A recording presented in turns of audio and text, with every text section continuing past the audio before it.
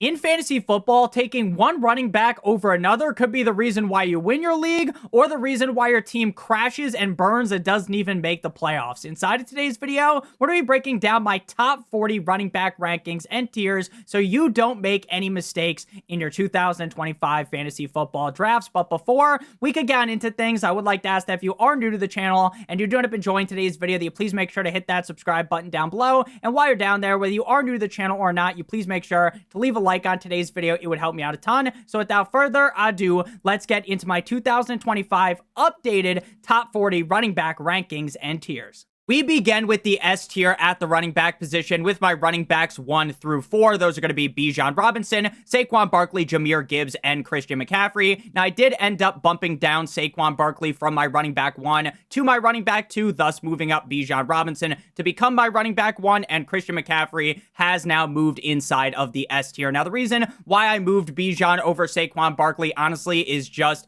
the safety net that I believe that Bijan brings compared to Saquon Barkley. I don't think Saquon Barkley is going to magically fall off the edge of a cliff, but we did end up seeing Bijan Robinson really start to pick things up towards the end of last season, especially once Michael Penix Jr. ended up taking over as the QB1 on the team. In those games, he finished as the RB8, the RB3, and the running back number 2, and he was still the running back 3 on the season in points per game. Despite starting off with the first 5 games of the season, he didn't have a single top 12 finish. So Bijan Robinson is an incredibly safe running back. Again, Bijan Robinson was a guy that we have been talking about ever since he came into the NFL. We have been giving him the metaphorical Gawk 9000 because of how great his tape looked at Texas. I understand that in 2023 it didn't end up working out, but in 2024 we saw just how good Bijan Robinson could be. He finished top 6 in carries, rushing yards, targets, receptions, receiving yards, and total touchdowns. He was 4th in dominator rating last season. I feel very comfortable about his projection this season being incredibly high. So if you have an early first round pick, Bijan Robinson is definitely a guy that you want to be targeting if you want to go with a running back. At number 2, we got Saquon Barkley of the Philadelphia Eagles. Now, just because I bumped him down behind Bijan Robinson because I feel like he is a little bit more risky doesn't mean that I don't like Saquon Barkley, right? This is one of the best running backs in the National Football League on one of the most run-heavy teams in the NFL with one of the best offensive lines. It doesn't take a rocket scientist to realize that Saquon Barkley should absolutely smash once again this season. He was 4th in true yards per carry, 4th in yards per touch, 3rd in explosive play rating, and 5th in dominator rating. Running back 2 on the season, running back 1 in terms of points per game. This is a team that's going to run the ball an incredibly high clip yet again this season, and despite the fact that Saquon Barkley isn't this crazy pass catcher, he's still going to get his 40-plus targets. He is still going to eat, and again, even though I bumped him down, I still do feel very, very confident when I select him. At number 3, we got Jahmyr Gibbs. Now, the most recent report out of the Lions training camp is that Jahmyr Gibbs is now usually the first running back on the field with the starters, and that is going to be a huge plus from what we had last season as well as in 2023, because for his first 2 years of his NFL career, we would see David Montgomery largely take a lot of the touches inside of the first quarter. There would be whole drives where Jahmyr Gibbs is just chilling on the bench watching David Montgomery work, and now the offense is pushing more into the favor of Jahmyr Gibbs. So I think that is going to be a huge plus for his safety week in, week out for fantasy football, as well as the upside that he possesses. And again, while basically being the 1B to David Montgomery 1A, he was still the running back number 2 in points per game last season and the overall running back number 1. I do believe that losing Ben Johnson definitely isn't a good thing. That's not a great thing, right? He is one of the best offensive coordinators in the NFL. Now he's the head coach of the Chicago Bears, but ultimately Jahmyr Gibbs has done so much over his first 2 years in the NFL that if they are trying to shelf David Montgomery more, the ceiling is RB1 for Mr. Jahmyr Gibbs this season. And there's also been a lot of talks that Jahmyr Gibbs is going out wide to catch passes, and if that's the case, they want to get him running out there like a wide receiver, then I really could see Jahmyr Gibbs putting up a league-breaking season. At number 4, we got Christian McCaffrey. Now, there are going to be so many people in the comment section right now that are pissed off because, Nick, how could you draft Christian McCaffrey? He is this ultra injury-heavy running back. When Christian McCaffrey plays, he is a league winner. In 5 of his 8 seasons in the NFL, he has put up 20 plus point per game seasons with only top 12 finishes if he played 16 or more games. I get that he burnt you last season, but I am not going to panic off of an injury that shouldn't impact him this year. I've already seen multiple videos out of 49ers camp where he looks 100% healthy. Ron Stewart, good friend of mine, put on Twitter, last year Saquon Barkley was the running back 1 with 22.2 points per game over Christian McCaffrey's 95 career games that include plenty of early exits and banged up stretches. He averages 22 plus points per game. He's the only active running back to even be at 20 plus point per game for his career. Just wild. So again, people are going to panic because of the injuries with Christian McCaffrey in the past. Do not overthink Christian McCaffrey because sure, I get if he gets hurt again, oh, it's going to really hurt. But if he doesn't get hurt, if he plays the whole season, I play my fantasy league to win. And the fact that you can get Christian McCaffrey in the second round sometimes is absolutely bananas. Moving now into the second tier, we got Devon Achane, Ashton Jeanty, Derrick Henry, Josh Jacobs, and Bucky Irving. Now, Devon Achane is a running back that heavily depends on the health of his quarterback, Tua Tagovailoa. Last season, when Tua Tagovailoa was healthy, Devon Achane was the running back number 2 in points per game, averaging close to 22 points per game. But without Tua Tagovailoa, he was the running back 42, averaging just 8.6 PPR points per game. Now, I understand that Tua Tagovailoa is definitely a guy that you would note as being potentially injury prone, but I am not going to panic as much off of that because the fact I believe that the backup quarterbacks in Miami are better when compared to last season. I'm not going to sit here and slob on Quinn Ewers' knob like it's a corn on the cob. I'm not going to sit here and pretend I think the MILF Hunter Zach Wilson is going to revitalize his career in Miami, but if Tua does go down, I think the backups are a lot better. Devon Achane is a guy that does have the prototypical running back 1, league-winning running back archetype. There's a guy that's dangerous when catching passes. He's dangerous out of the backfield as well. He has scored 23 total touchdowns through 2 years in the NFL, and if you remember 2023, that was when Raheem Mostert was on top of the world. The Dolphins offense, sure, they were lackluster last year due to injuries, due to play calling, but without Jonnu Smith, I think we're going to see a whole lot more designed plays for Devon Achane, who last year was the RB6 in points per game, again, despite the fact that Tua Tagovailoa missed a decent amount of games. He only played in 11 games with Tua, so if Tua is able to stay healthy, Devon Achane could clearly be soaring, be flying as the running back number 1, and the only running back last season that was able to put up 10 plus receiving points per game last season was Devon Achane. So that running back 1 ceiling is certainly there. Next up, we move to Ashton Jeanty, running back of the Las Vegas Raiders. Now, some people may have a bad taste in their mouth from getting absolutely face fucked by Zamir White last season, but Ashton Jeanty is on a whole nother level. They end up getting rid of their coach. They bring in Pete Carroll. They get rid of the quarterback situation and bring in Geno Smith, and Ashton Jeanty is just an amazing prospect coming out of Boise State. If there was no Travis Hunter, Ashton Jeanty would have been the clear Heisman winner last season. This man averaged 185.8 rushing yards per game, and he's not some one-year wonder where it was just 2024 where he was dominating 50 Shades of Grey style. Back in 2023, he had a huge season as well. This is a team that's going to want to run the ball. You know how Pete Carroll rocks with an offense. They are going to rely on Ashton Jeanty a ton. He's the clear bell cow back on this team. Raheem Mostert's not going to be stealing his value, and he is a decent pass catcher as well. So I'm very, very, very excited to see what Ashton Jeanty could do as a rookie, and don't let what Bijan Robinson did to you as a rookie deter you from drafting Ashton Jeanty, because you want to know who is not in Vegas with the Raiders? That dumb bastard Arthur Smith. At number 7, we have Derrick Henry, Tractor Cedo of the Baltimore Ravens. Now, I talked about Derrick Henry as a quote-unquote bust in a video a couple of days ago,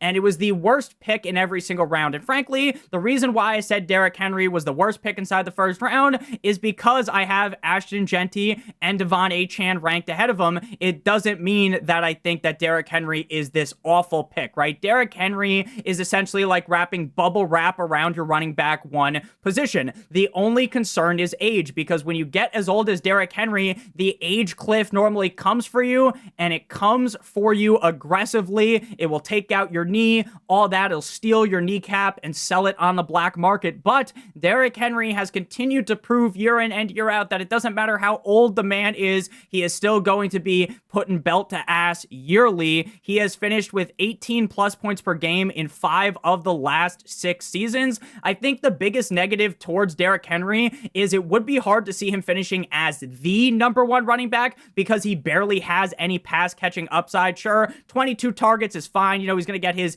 15, 20 receptions, and that's fine. It's better than getting none, but he doesn't have that much pass catching ability to really take him over the top to finish as the RB number 1 overall, unless there was some injuries to the running backs, knock on wood. But at the end of the day, Derrick Henry does feel like a very safe pick. It's the same thing we talk about with Saquon Barkley, right? This is going to be one of the most run-heavy offenses in the NFL, and Derrick Henry hasn't fallen off. In terms of efficiency, 2nd in true yards per carry, 13 yards per touch, 1st in explosive rating, 8th in dominator rating, and 2nd in game script. I think the game script's going to be great. Shout out to the Frosted Flakes guy. Shout out to Tony the Tiger. So I'm a big fan of Derrick Henry. I just prefer Genty or Achane over him. Next up, we got Josh Jacobs. I almost just called him Josh Jacobs. Josh Jacobs, running back of the Green Bay Packers. Now, just like with Bijan Robinson, Josh Jacobs started off last year on the wrong foot. He started things off very, very poorly the first 4 weeks of the season. People were coming at me with the Twitter fingers in the comment section telling me that I was an idiot. I don't know ball. Nick, you absolutely were all over Josh Jacobs' pause last season. You were telling us that Josh Jacobs was going to be this steal in fantasy drafts, and he comes out the gate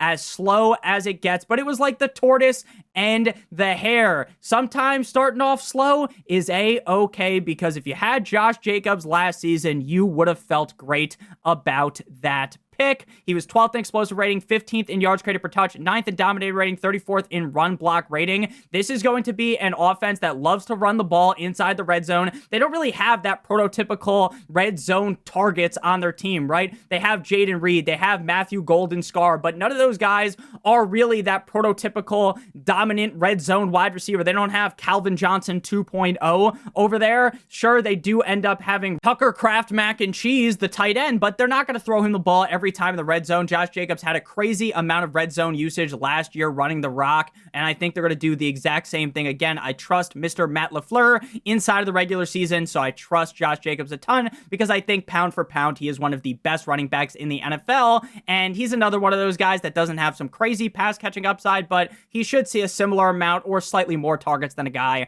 like Saquon Barkley. To close out the A tier, we got Bucky Irving of the Tampa Bay Buccaneers. Now, a report from a couple of weeks ago said that Bucky Irving's opportunities are likely to increase this season per head coach Todd Bowles, and in an article it said Bowles says he expects greatness from Bucky Irving as the game has slowed down for him and he's improved his footwork and pass protection. Today, Sleeper reported that Bucky Irving is viewed by people in the building as a special enough talent to warrant a high volume running back role that includes pass catching work. So while last year we did see Rashad with 2A's White end up taking a decent amount of volume away from Bucky Irving, prohibiting him from starting off very, very strong, now it seems like they're doing the in Toy Story where Andy's like, I don't want to play with you anymore, right? That's kind of what they're doing with Rashad White, and that means it is wheels up for Mr. Bucky Irving in this offense. I get Liam Cohen leaving the team for the Jacksonville Jaguars does hurt in a way, but I still believe heavily in the talent of Bucky Irving. And in games where Bucky Irving got 60+% of the snaps, which was only 2 regular season games, he was the running back number 12 with 18.5 fantasy points, 16.4 fantasy points up against the Saints as the RB9, and he scored 16.3 fantasy points in the playoffs up against the Washington Commanders. So assuming that they are going to not be lying straight to my face, they are telling us the truth, we are taking things at face value, Bucky Irving does have that league winning upside. Again, I get losing Liam Cohen does suck, but I think the wheels on the bus of this offense are going to continue turning, and Bucky Irving, as well as the rest of this offense, are going to be high-powered fantasy options. In terms of efficiency, not to suck the guy off too much, he was amazing last year, though. 6th in true yards per carry, 5th in yards per touch, 3rd in juke rate, 6th in explosive rating, and 2nd in yards created per touch. So I love Bucky Irving. All these guys in the top 2 tiers, obviously, I really like them. Moving now into the 3rd tier, we have running backs 10 through 12, Chase Brown, Jonathan Taylor, and Breece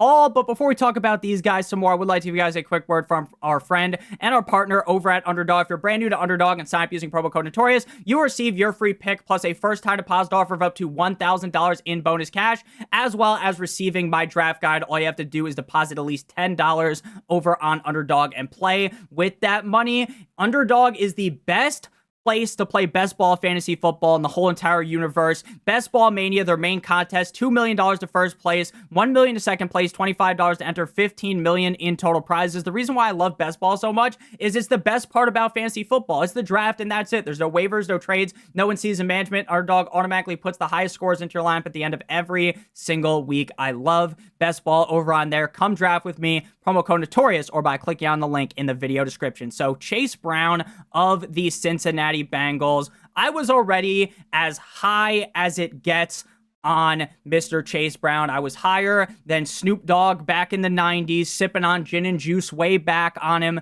But now there was a recent report that has me feeling on the moon. I want to go to the moon. Like that Kanye song. Bengals offensive coordinator Dan Pitcher is committed to making Chase Brown a superstar this season. Chase Brown is going to be, by the end of the season, a household name. He's everything Austin Eckler was. You'll all know who he is.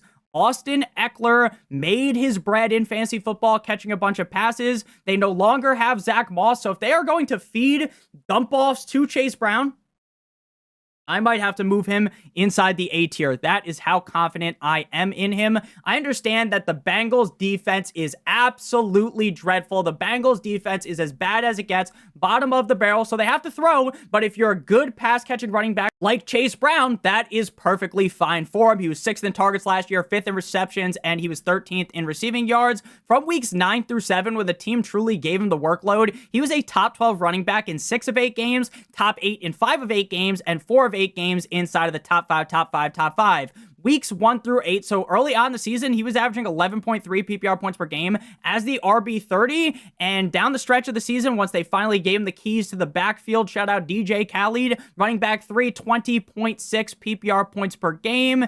Without Zach Moss, he was averaging 18.9 carries per game, 5.5 targets per game, and he was the running back 1 in expected PPR points per game, so I am feeling real good about Chase Brown this year. Next up, we got Jonathan Taylor. Now, Jonathan Taylor, I genuinely believe might be one of the most talented running backs in the NFL, but I do have a lot of question marks just based on what I saw last season not to rank him higher than this. The final 3 games of the season, if you had Jonathan Taylor, you more than likely won your league, right? Unless you had like some horror story where another one of your players went down or the rest of your team absolutely shit the bed, you definitely more than likely won your league with Jonathan Taylor, because for the final 3 games of the season, this man averaged over 30 PPR points per game. He was averaging 2 rushing touchdowns per game. But early on in the season, it was sleepwalking if you had JT, because he was averaging just 14.03 PPR points per game. Now, this is an offense that, once again, has not the best quarterback play. This is an offense, sure, with a great offensive line, but how sold are we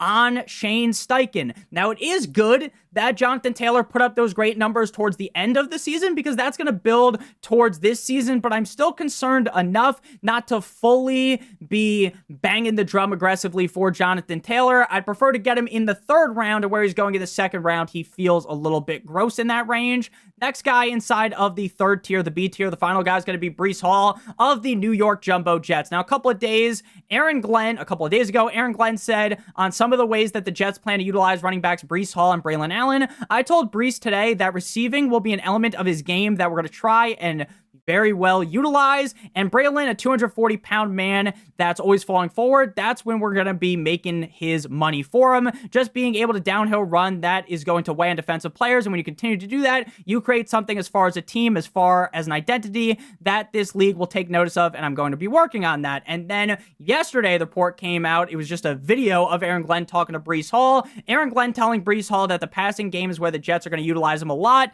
That's where you're going to open your game up for the whole year. That's a fucking mismatch. That's what he said. I didn't just add in the F-bomb there. Take you over anybody out there, any safety or any linebacker. So Breece Hall, got 76 receptions back in 2023, and they dialed that back last year with Aaron Rodgers with just 57. And back when he was able to get 76 receptions was when he had his big year back in 2023 as the running back 6. There was a reason why we were drafting Breece Hall so highly last season, and the whole entire team combusted. The whole ship, like the Titanic, went down for Breece Hall. Aaron Rodgers doesn't play that great. They end up firing Robert Saleh. They bring in a new guy to be the interim head coach there that's already on the team, right? So they switch up the head coach. The locker room's all messed up. Everything is going wrong. The camaraderie, I don't know how the fuck to say that word. Camaraderie, I think I said it wrong 3 straight times, was all wrong. They trade for Devontae Adams. That doesn't work. And it's a disaster. So I get, Nick, Breece Hall wasn't great for me last season. He absolutely spit roasted me. I get it. He took a lock in the sock to the skull if you drafted Breece Hall, but I think the bounce back is inevitable in 2025. Now we move to the C tier with my running backs 13 through 18. Omarion Hampton, Kyren Williams, Alvin Kamara, Chuba Hubbard, James Conner, and Kenneth Walker III. Omarion, Chris Breeze, Hampton. Now, I have been banging the drum for Omarion Hampton all summer, but I was kind of pumping the brake early on because they bring in the running back Najee Harris from the Steelers, and I thought that would kind of be a bit of a bump in the road for Hampton, that it would take him a couple of weeks to take over. Look, is Najee Harris some complete bottom-of-the-barrel running back in the NFL? No. Is he a starting caliber running back? For most teams, probably not, but he was going to do enough to kind of deter Hampton from taking the reins of this offense early on, but now, with Najee Harris having an eye patch, with Najee Harris's eye getting messed up in a crazy 4th of July firework accident, don't play with fireworks, kids, Omarion Hampton is now in the driver's seat to be the running back 1. And there's going to be people that watched the preseason game and watched inside the red zone where he kind of messed up and wasn't able to get into the end zone. And they'll take that one clip and fade Omarion Hampton because of one shitty play in the Hall of Fame game. I'm not panicking at all. I love the guy prior to that game. I still like him now. I'm still very confident because the fact that Najee Harris still isn't there practicing is very, very concerning towards his outlook of even being available to play in week number 1. I think Hampton has now taken over as the running back 1 on the team. His tape at UNC was very, very fun to watch. He put up 17 total touchdowns last year, and he wasn't even a one-hit wonder back in 2023. He scored 15 rushing touchdowns, 1 receiving touchdown, put up over 1,500 rushing yards, 22nd overall pick in the 2025 NFL draft. I want the bell cow running back in a Harbaugh offense, and that is exactly what I'm getting with Omarion Hampton. Next up, we got Kyren Williams. Now, Kyren Williams, every single year since, I guess, just last year, everyone kind of tried to fade Kyren Williams, right? Because he scored 15 total touchdowns. He has a 5-star palatial estate inside of the red zone, inside the end zone. And we're thinking, you know what? That is bound to go down, down, down. He can't possibly do that again. He can't possibly be as efficient. And sure, the efficiency wasn't as good last year, but he scored 1 more touchdown. He was the running back 10 in points per game. Now, they have Blake Corum, who they drafted last year. They also have Jaquez Hunter, and they also have Ronnie Rivers, who sounds like a guy that stars in porn films. But at the end of the day, Kyren Williams, it seems like Sean McVay just loves him. Even if you want to talk yourself into Kyren not being the most efficient, 37th in true yards per carry, but he was first in dominator rating last season. He does have a bad case of fumbleitis. He's had 8 fumbles since 2023, but Sean McVay just continues to roll him out there. So while there are warts in the profile, while there are clear red flags, the team just continues to let this guy swanton bomb his way into the end zone. So we're just going to have to keep talking about him as that top 15 option. At number 15, we have Alvin Kamara of the New Orleans Saints. 7 of 8 seasons in the NFL. This man has finished as a top 8 points per game running back, and yet you can get him outside the top 12 yet again, running back 5 in points per game last season. He did deal with the injury bug last year. 3 games missed with a, my groin injury, and he also played through a broken hand. The reason why you draft Kamara is because of the receiving upside. It's not because he's going to see 20 plus carries a game, even though he averages 16.3 per game. It's because the targets. He only played in 14 games. He missed 3 games, and yet he had 89 targets first, 68 receptions second, and second in receiving yards with 543. The offense runs through Alvin Kamara. I get Nick Alvin Kamara's older. I get Tyler Shuck ain't very good at playing quarterback. You can say that, argue with a wall though, because Alvin Kamara continues to produce. The offense last year, sure, they started off on fire, NBA Jam style, corner three, shout out Peter Griffin, right? They were playing very, very, very well, but then even when they slowed down, even when it came crashing and burning down, we still ended up seeing Alvin Kamara put up big numbers, 12th in dominated rating, 8th in explosive rating, 1st in target share. This is just a classic example of fade the guy because he's getting old instead of putting the situation under a microscope, actually assessing things and realizing that you're stupid if you fade Alvin Kamara. Next up, we got Chuba Hubbard, running back of the Carolina Panthers, a guy that I was decently on last season, just like I was on my boy Alvin Kamara, Mr. AK. So Chuba Hubbard last year finishes the RB13 in PPR points per game. This was a very weird season out of the Panthers as a whole. They start off the season looking terrible, looking awful. Bryce Young looks like shit. He looks like Stevie Wonder trying to read a book. He can't do it because he's blind. Then they bench him. They put in the red rifle Andy Dalton. Then Andy Dalton gets into a car accident. And then Bryce Young comes back and he rises like a phoenix and he has a great end to the season. And even with the ups and downs, Andy Dalton, Bryce Young, Chuba Hubbard ends up putting up very solid performances, 8 of 15 games inside the top 12. And he's very clearly the lead back on the team. They bring in Rico Dowdle from the Dallas Cowboys, but that's more of as an insurance policy, State Farm style, shout out to the Gecko Geico, rather than being a 1A, 1B offense with that usage. And again, even when the Panthers were good, when they were bad, it didn't really matter. We ended up seeing Chuba Hubbard play incredibly well, 12th in true yards per carry and 6th in dominator rating. Last season, in terms of running back yards over expected per carry and yards after contact in 2024, Chuba Hubbard ranked very well, next to a guy like Jahmyr Gibbs. You ever heard of him? So it does give me a lot of confidence that even if the Panthers aren't as good as they were late last season, where they were throwing the ball a bunch, even if they're not throwing the ball as much, which would also actually help out Chuba Hubbard, the guy who in week 16 was the running back number 2 with 32 fantasy points, the upside is very clearly there. And again, if you don't think Chuba Hubbard's very good, even up against stacked boxes, 8+ men in the box, Chuba Hubbard ranked 6th in yards per carry with 4.31. So you gotta be a believer, in my opinion, on Chuba Hubbard. Next up, we got James Conner, and this is another still got it take. James Conner of the Arizona Cardinals, running back 11 in PPR, running back 15 in PPR points per game, 4 straight seasons with 15+ PPR points per game. Death, taxes, James Conner, 15+ PPR points per game. Those things are inevitable. Shout out to Thanos. Earlier on in the offseason, the report was James Conner is in for a huge workload. Cardinals head coach Jonathan Gannon said running back James Conner is getting himself ready to carry the load for us. And I'm banging the drum. I'm saying, everyone, it's James Conner season. And then we hear one report from James Conner about how he likes Trey Benson. He thinks Trey Benson's great. But then we see the coaching staff come out and say, last year you said James Conner, this was a question. Last year you said James Conner would be your workhorse back. With Trey Benson's growth, do you still feel like that about James Conner's role? Absolutely. He says absolutely. So the team is still 100% confident that James Conner's the guy. So you need to believe in James Conner again. 6 top 12 games last season and 8 games out of 16 with over 16 PPR points per game. And that was with the Cardinals offense playing not good. So if the Cardinals offense gets even better this year, that we could see James Conner smash yet again. 1st in juke rate, 11th in yards per touch, 5th in explosive rating, and 6th in yards per touch.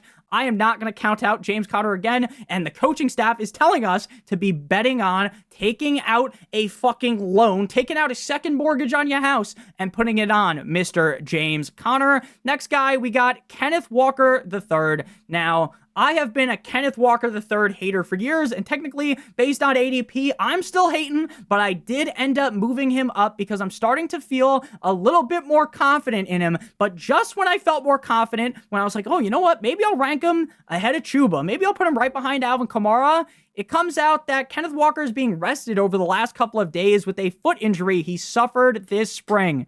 Now, if this was some other running back that hasn't been banged up a decent amount in his NFL career, I wouldn't worry, but with Kenneth Walker getting banged up in the past, I'm starting to panic again. And if he's still not practicing, if there's still worries as the weeks move on, I update my rankings on Patreon. I update them if you got them from Underdog. So they're going to change. The rankings do move, and Kenneth Walker is going to have to move down if that is the case, because frankly, I think Zach Charbonnet might be better than him, but the team did kind of commit early on to Kenneth Walker, and I do think with the new scheme, they're going to try to run with this offense that's going to benefit a guy like Kenneth Walker, who only played 11 games last season. So again, I like what the coaching staff was saying. I like what the coaching staff is going to do, but the fact that he's hurt already scares the ever-living shit out of me. Next up, we move on into the D tier here with James Cook and Isaiah Pacheco. Now, early on, we were kind of learning, hey, James Cook, he wants the contract, but he'll be there. He'll be practicing. Don't worry about it, big fella. It's going to be A-okay. Everything's going to be fine. And now we are in DEFCON 5 or DEFCON 1, whichever the worst DEFCON is. We are in full-on panic mode. I already told you, if you are drafting James Cook, you are foolish because of what I'm about to say. But first, I got to tell you what the news is. Running back James Cook walking out to practice today, not in uniform for the second straight day. He wants the new contract, and I don't know if the team's going to give it to him. And if they don't give him that contract, then we need to be moving Ray Davis up our rankings. So the reason why I didn't like him prior to this holdout nonsense was he scored 18 total touchdowns last year. And earlier on in his career, he was kind of not getting a lot of touchdowns. He was iced out, shout out Frozone, inside the red zone. And you know what? He scores 18 total touchdowns. I told you to draft him last year. He was a big winner for you. I told you to do it, and I felt like a genius. But when you put this into context, he scored 18 total touchdowns, but had the 35th highest snap share at the running back position. Not even 50% of the snaps, 49.2%. And he's not built like a bulldozer. He's not built like Marshawn Lynch, Darren Sharper, hold my dick. He's 5'11", 199 pounds. Could he get lucky and score 12, 14, 15 touchdowns? Maybe, but if the touchdown number decreases with the workload that he got last year, you're going to be looking at a big fat bust. And with him now holding out, there's red flags everywhere. Next up, we got Isaiah Pacheco, running back of the Kansas City Chiefs. Now, he had his breakout season in the NFL in 2023. He's the running back 14 in points per game. I'm talking up Pacheco because you want the running back on one of the best, if not the best offense in the NFL. That's what we're thinking last year with the Chiefs. And then Pacheco only plays in 7 games. He broke his fibula, his lower leg in week 2. So it wasn't even like, oh, he got hurt like week 10. No, it was right off the rip. He starts off looking actually pretty decent. In week 1, he ends up putting up 15 points, and then week 2, 16 points. So, it's not looking the best, but it's looking okay. That's something to build on. It'll get better, and then he gets hurt. He gets whacked out with the fibula injury up against the Cincinnati Bengals. Then he comes back and looks terrible. But you want to know why he looked terrible? Because he broke his lower leg. And then he comes back and he doesn't look great. Now, I understand that, sure, what we saw towards the end of last season isn't the most convincing, but the reason why you draft him is because you think the offense is going to bounce back, you think the Chiefs are going to look good, and you think Pacheco is better than what we saw at the end of last season. I think we're going to get a lot more reports coming up soon. They're like, wow, Pacheco looks like his old self, and his ADP will keep on moving up. Next up, we move on into the E tier with my running backs 21. Can you do something for me through 26? At number 21, we got Caleb Johnson, running back of the Pittsburgh Steelers, 83rd overall pick in the 2025 NFL Draft, 3rd round capital out of Iowa, 240 rushes last season in 12 games at 21 years old for 1,500 yards and 21 touchdowns, 22 receptions for 188 yards and 2 touchdowns. Recent report says Caleb Johnson's very complimentary of Jaylen Warren's willingness to mentor him in all phases, specifically in pass protection. They've been putting in additional work after practice. Now, there was a report that came out, a bombshell report that came out a couple of days ago about how Mr. Caleb Johnson is struggling in pass pro, and that's going to really worry me, right? Because when you got an unk like Aaron Rodgers who can't really move like he used to, a geriatric quarterback, then there's reasons to worry, because if Caleb Johnson can't pass block, they're going to have to sub him out and throw Jaylen Warren in there. Because Jaylen Warren's very good at pass protecting. He'd be good at protecting Secret Service style on Aaron Rodgers, and that would be good for the team. So if Caleb Johnson can't do that, that's very, very bad. But if he's working on it, maybe he just gets a little bit better and they rely on him more. Now, this guy really did look incredible at Iowa. In terms of advanced analytics last season, he was 2nd in breakaway yards, and he was 4th in yards after contact. And he now walks into a situation where there's 311 vacated opportunities with the departure of Najee Harris, and the Steelers ranked 4th in rush attempts last season. So they really do want to run the ball. So sure, maybe early on in the season, if you have to play Caleb Johnson, it might be gross. It might not work out too well. I think as we get deeper and deeper in on the season, Caleb Johnson is going to be able to rise up and be able to put up those big games. And again, while Jaylen Warren's good at pass protection, Jaylen Warren's been in this offense for a while, and he wasn't even able to beat out Najee Harris. So why do we think he's going to beat out Caleb Johnson and be like the clear bell cow back? I just don't see that happening. Next up, we got David Montgomery. Now, David Montgomery gives me very, very bad vibes. Not because I think David Montgomery's a bad guy. He's Knuckles to Jahmyr Gibbs Sonic. I like him. I've always liked him, even when he was a Chicago Bear. But there is definitely worries about the fact that, hey, they end up losing Ben Johnson. Sure, Dan Campbell does love David Montgomery, but the reports have been very pro, hey, David Montgomery's not getting as much work early on. But I still think Dave Montgomery's just going to fall ass backwards into like 12 plus touchdowns and is going to have games with 2+ touchdowns where he vultures Jahmyr Gibbs. He missed 3 games with a knee injury last year and he was still the running back 16 in points per game. I think he finishes as a top 24 running back, but I don't think you're getting anything special out of David Montgomery this season. But knock on wood, if something was to happen to Jahmyr Gibbs, then instantly David Montgomery is like a top 5 running back in fantasy football. And if David Montgomery was to go down, knock on wood, Jahmyr Gibbs would be ranked as the RB number 1. Next up, we got DeAndre Swift. Now, if you look at this backfield, I get DeAndre Swift has never really been that great, even when in Detroit. I get that. But when you're competing with Roschon Johnson, a late-round draft pick, Kyle Monagai, and Travis Homer, seems like Swift's the guy. There have been reports of DJ Moore getting usage out of the backfield in the red zone, Deebo Samuel-esque type deal here, which scares me, but Swift is still the number 1 back on the team. I get he's not that good of a player, but the running back 1 in a Ben Johnson offense could pay dividends, and that's why we have him ranked here. And a lot of the time at the running back position, it's not necessarily how good you are, it's about the opportunity that you are gifted. Next up, we got Joe Mixon. Now, I don't know how much I have to move Joe Mixon down to where you wouldn't want to draft him, and I think this is kind of the range.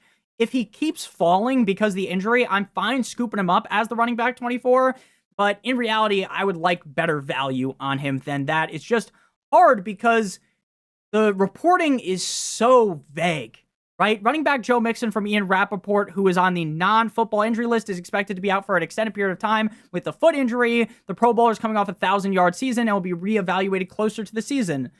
So he could be ready week 1, he might not be, right? Jeff Mueller, Aaron Wilson's report made it sound like Joe Mixon re-injured it in spring in his own individual workouts. It's likely being viewed as a new incident, though, instead of an aggravation of the 2024 injury. None of the reporting makes any sense. He's doing well, improving, but it didn't heal yet.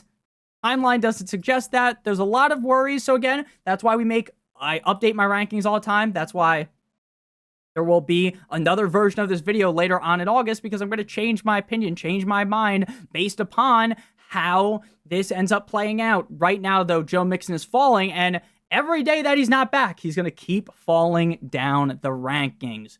The guy has been a top 12 running back, though, in 4 straight seasons in points per game.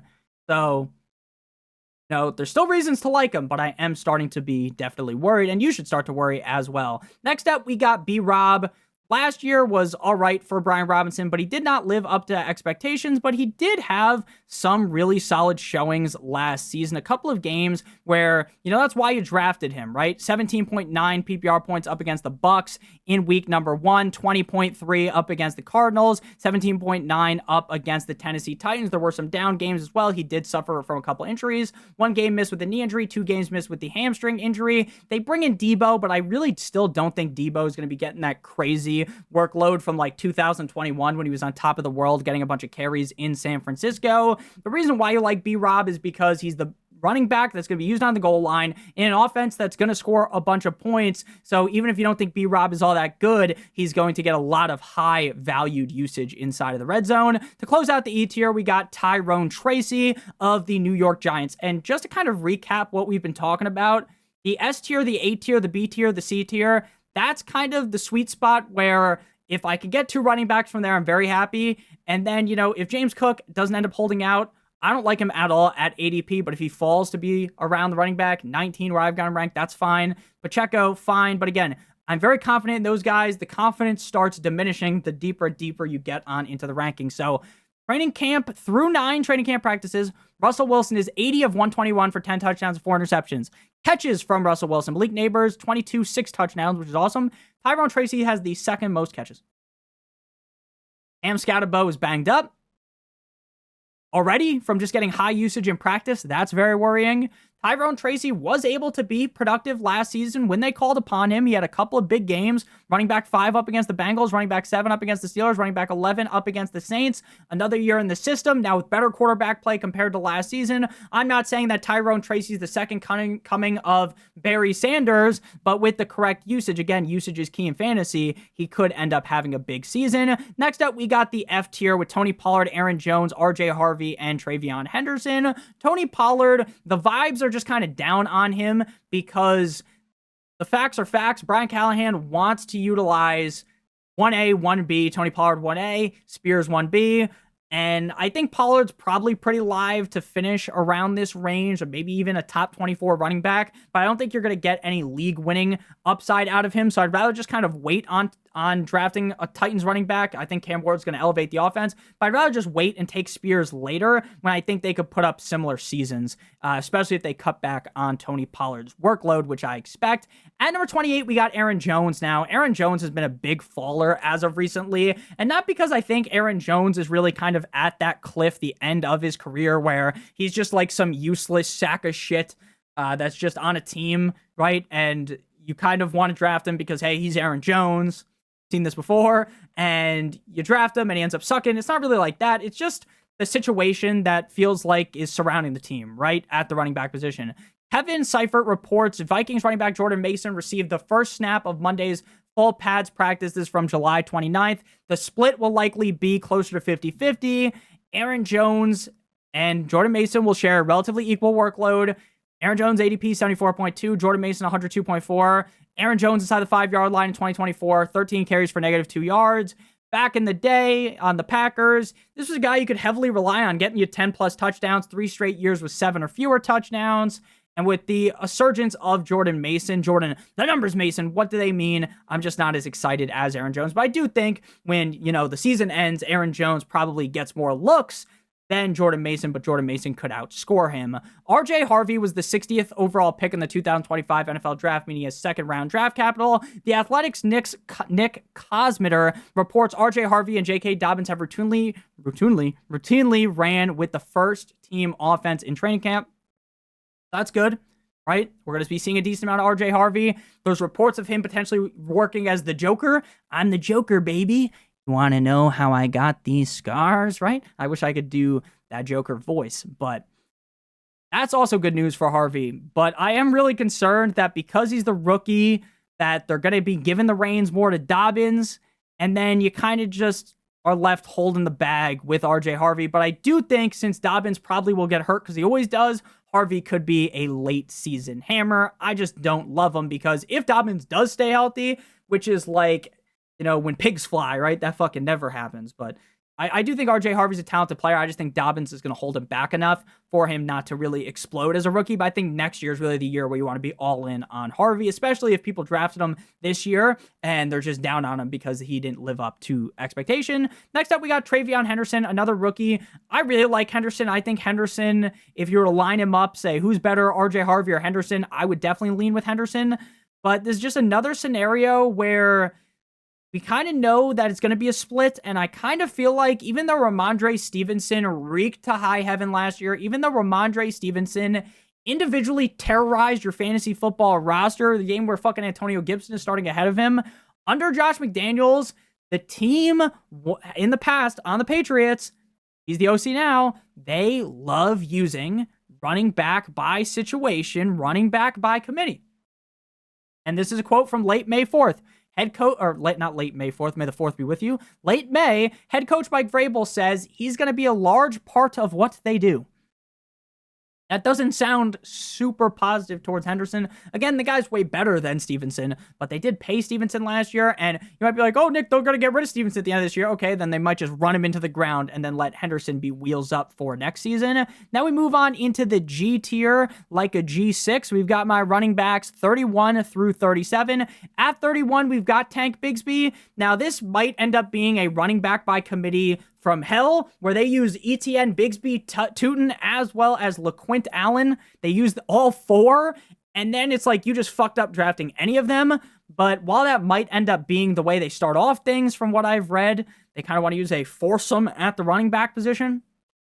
I do think eventually one guy will stand apart from the rest, or two guys will, and it'll be more of a 1-2 punch instead of four guys. Because right now, the running back approach kind of looks like they're one guy away from having a burger restaurant with a fifth dude. So honestly, I might move Dobbins ahead of Bigsby, but I still do think Bigsby is the best running back on this team. He had 2 games inside the top 8 last season, and when he played with over 60+% of the snaps, he was the RB16, 17.2 points per game. So I do think the upside is there, especially with Liam Cohen. Next up, we got J.K. Dobbins. Now, 5 of 12 games inside the top 10 for Dobbins in L.A. with the Chargers. Now he's on the Denver Broncos, the Sean Payton, who typically really is great for fantasy football running back production. We saw Bo Nix really end up putting things together as we got about halfway through the season. He looked decent in that playoff game up against the Buffalo Bills as well. So while Dobbins is healthy, he could be very useful. But again, I can't really rank him higher than this, even though I really do like him. And I told you to draft him last year. That ended up paying well when he was playing.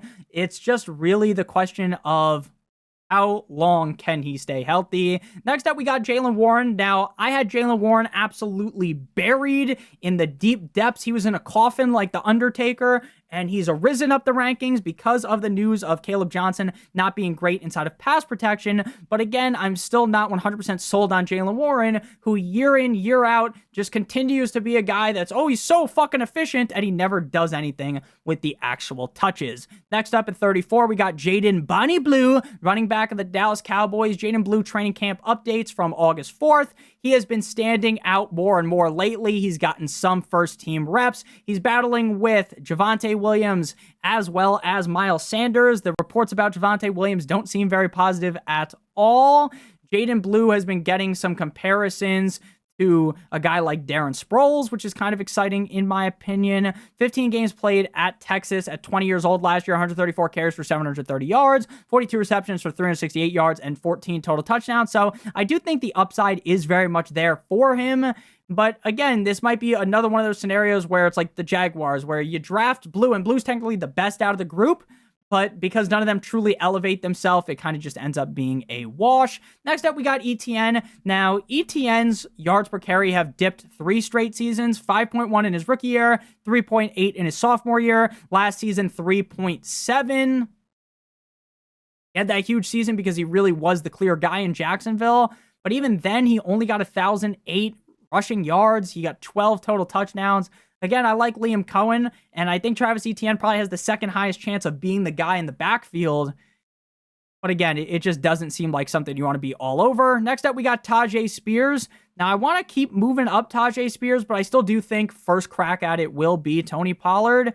The upside was there. When he saw 10-plus touches, he saw 11.9 PPR points, 8.1, 27.2, 21.6, and 13.3. So if the team just gives the ball more to Tajay Spears, good things will happen, but that is definitely still not a guarantee. Next up, we move to Jordan. The numbers, Mason, what do they mean? Again, the reports are very positive towards this being more of a 50-50 split. In terms of efficiency, he was 7th in true yards per carry last year with the Niners, 9th in yards per touch. He ranked as the running back 5 in week 1, running back 11 in week 2, running back 24 in week 3, running back 5 in week 4. So when they gave him the clear clear-cut workload in San Fran, he was successful, but we know damn well he's not going to get that clear workload unless Aaron Jones ends up getting hurt. Final tier here, my running backs 38 through 39. We've got Ramondre Stevenson, Cam, I'm a scat man, bop, billy, bop, and Jerome Ford, F-150. Ramondre Stevenson has fumbleitis. Ramondre Stevenson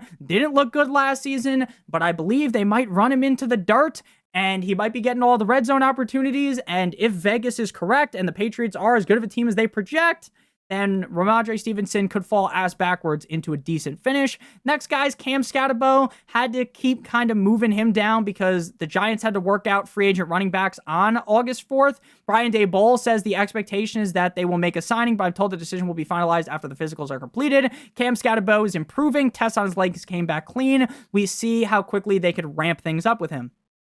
So as a rookie, that is very, very damning. And pro Tyrone Tracy. Final guy here, Jerome Ford, F-150 in terms of efficiency. He was 4th in yards created per touch last year, 6th in catch rate, 10th in explosive play rating, 13th in juke rate. No Nick Chubb. Who knows what's happening with Quinshon Judkins? At least going to be missing the first couple of games of the season. Might miss the whole season. Still hasn't even signed his contract. They have Dylan Sampson, but Sampson's been dealing with injuries, so Jerome Ford might fall ass backwards into a bunch of touches. Thank you guys all so much for watching. If you did enjoy, make sure you guys do hit that subscribe button down below. Leave a like whether you are new to the channel or not. Check out one of the videos on your screen if you haven't seen them already. Make sure you guys do check out Underdog promo code Notorious to get the free pick, get the deposit offer of up to $1,000 in bonus cash, and get my rankings as well. I love you long time. Check out the Patreon for the rankings. Have a great one. As always, good boy.